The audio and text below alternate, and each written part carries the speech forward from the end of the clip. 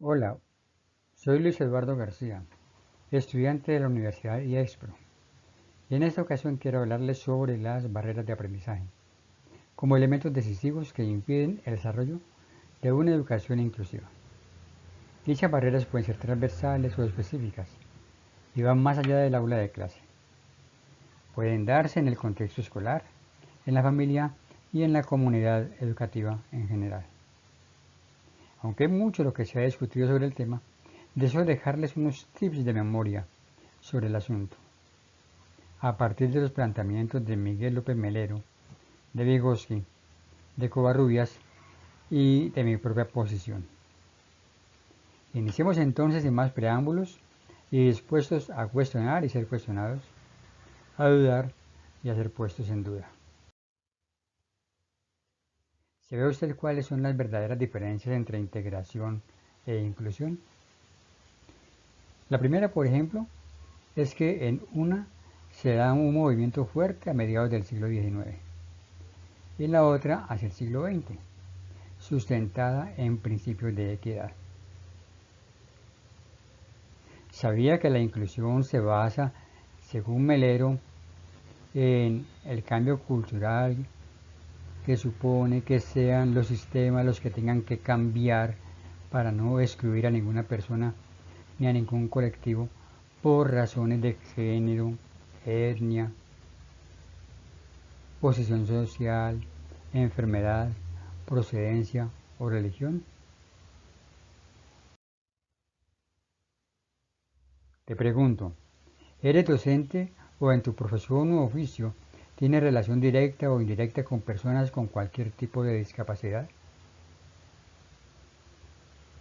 ¿Sabías que las necesidades educativas especiales o específicas pueden incluir a personas con o sin discapacidad? Es decir, que en este grupo se incluyen las personas en alto riesgo, los desplazados por la violencia, la población vulnerable que puede estar constituida por indígenas en la ciudad, por niños o niñas con enfermedades terminales, o las personas en general que son excluidas socialmente. ¿Sabías que todas las personas que acabo de mencionar tienen barreras que les impiden el aprendizaje?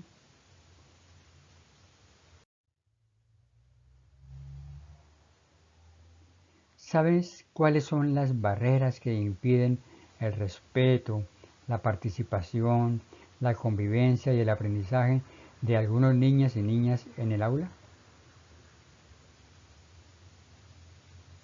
¿Sabes que es ese, precisamente, el compromiso ético del discurso de la nueva cultura de la educación exclusiva, inclusiva? ¿Sabías que los colegios privados, la privatización de la educación pública en Colombia, por ejemplo, y los colegios de educación especial son la primera barrera para la universalización de la educación y para una educación para todos?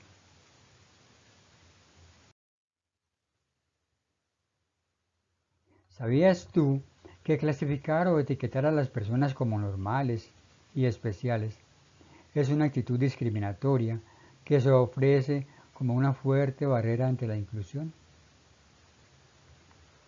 ¿Sabías que algunas investigaciones científicas han demostrado que los ejercicios o prácticas diagnósticas para clasificar a los niños y niñas en normales y especiales se hacen de manera poco fiable?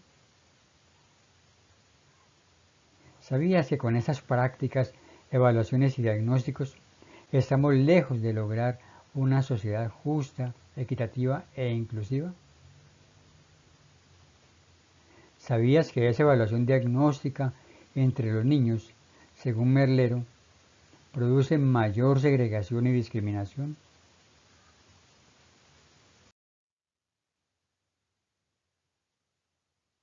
¿Sabías que ese diagnóstico fragmentado, estático, determinista, clasificador y con etiquetas es como un castigo que dice, así eres y debes resignarte porque así seguirás siendo el resto de tus días? ¿Sabías eso? ¿Sabías que el estado de esa persona hoy no es lo mismo que será mañana? y que su desarrollo depende de la cultura, del devenir, del contexto, de la ayuda educativa o en atención que puedan recibir de los demás. ¿Sabías que el aula entonces debe concebirse como un espacio cultural y público que debe reflejar la cultura, valores y finalidades de la escuela, y donde el profesorado se entrelace con los niños y niñas en un conjunto de interacciones que les permitan construir el conocimiento de manera compartida, formando una comunidad de convivencia y aprendizaje inclusiva? ¿Sabías que cuando hay niños con condiciones especiales o con alguna discapacidad, el aula puede y debe convertirse en una unidad de apoyo de unos a otros, donde cualquier actividad no se organiza ni individualiza ni competitivamente, sino de manera cooperativa, colaborativamente? ¿Sabías que el currículum estructurado en disciplinas o en áreas o asignaturas y basado en el libro de texto se fundamenta en un principio para resolver situaciones problemáticas? Se convierte en una fuerte barrera didáctica para el aprendizaje y para la construcción de comunidades de aprendizaje y de convivencia inclusivas. ¿Sabías que desde el pensamiento de Vygotsky y los planteamientos de Melero podemos afirmar que todas las personas están en capacidad de aprender y que lo único que se necesita es una educación adecuada, de contextos adecuados? Y que esa educación y ese contexto adecuados solo se consiguen, como he sostenido siempre y de acuerdo con Freire, convirtiendo las aulas en comunidades de aprendizaje democráticas e inclusivas, transformando las dificultades en posibilidades y en oportunidades de mejora. ¿Sabías que para lograr todo esto, en el aula de clase y fuera de ella, nuestras prácticas pedagógicas y educativas deben favorecer el aprendizaje autónomo mediante el desarrollo de estrategias para aprender a aprender, buscando el desarrollo del pensamiento lógico, el saber crear itinerarios mentales en los niños y niñas, más que el resultado?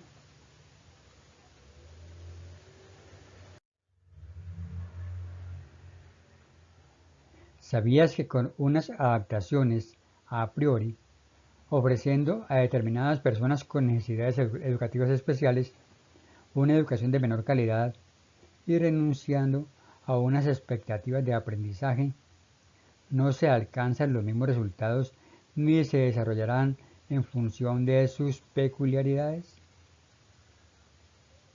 ¿Sabías que muchas adaptaciones curriculares eliminan objetivos y contenidos sin haber llevado a cabo los enriquecimientos prescriptos del proceso de enseñanza-aprendizaje?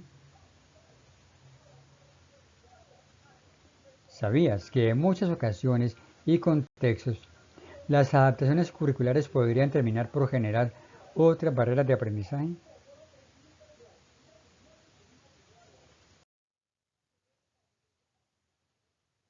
¿Sabías, en fin de cuentas, que un docente responsable y autónomo, comprometido en el cambio y la transformación social, un profesional emancipado, puede mejorar su práctica docente a través de la reflexión, del ejercicio metacognitivo y del trabajo colaborativo entre docentes, es decir, entre pares docentes?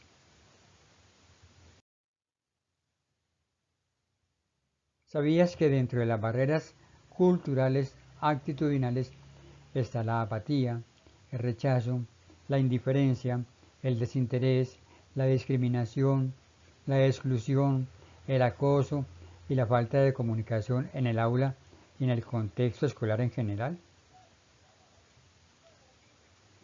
¿Sabías que estas mismas actitudes, más la sobreprotección, la falta de apoyo el abuso y el maltrato operan como barreras para el aprendizaje en el contexto familiar y social.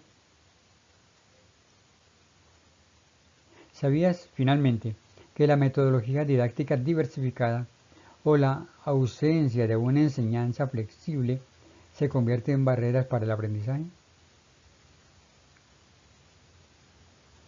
¿Sabías que el desconocimiento, la ignorancia, la etiquetación, no reconocer lo que sí se puede hacer, las bajas expectativas por parte del docente, los paradigmas erróneos ante la diversidad, los prejuicios, los estereotipos ante la diversidad, actúan como barreras ideológicas para el aprendizaje en los contextos de aula, el escolar, el familiar y social en general?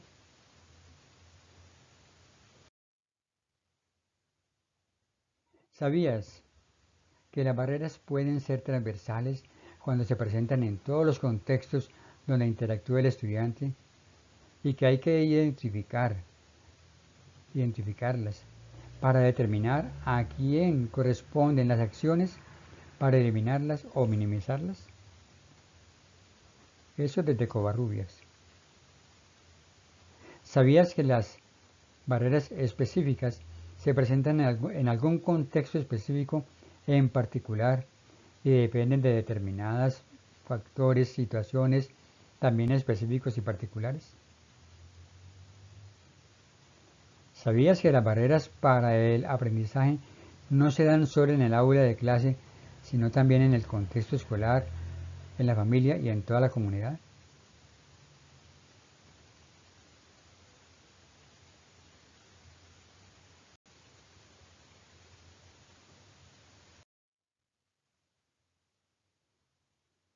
¿Sabe usted cuáles son las verdaderas diferencias? Bueno, ahí les dejo esos tips. Conclusiones parciales a manera de reflexión. Una forma de lograr una educación inclusiva es cambiando nuestras prácticas pedagógicas por unas menos segregadoras, menos discriminatorias y más humanizantes.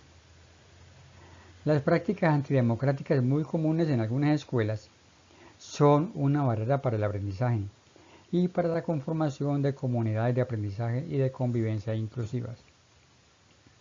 El acto educativo y todos los procesos educativos deben ser una corresponsabilidad entre la escuela y los demás agentes educativos.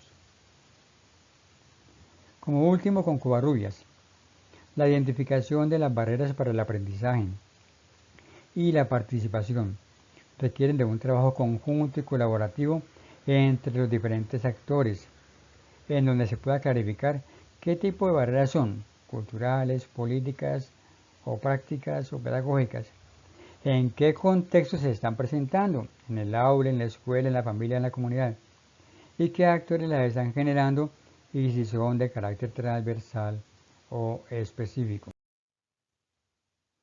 Muchas gracias por escucharme. Ahí les dejo estas dudas, estas reflexiones.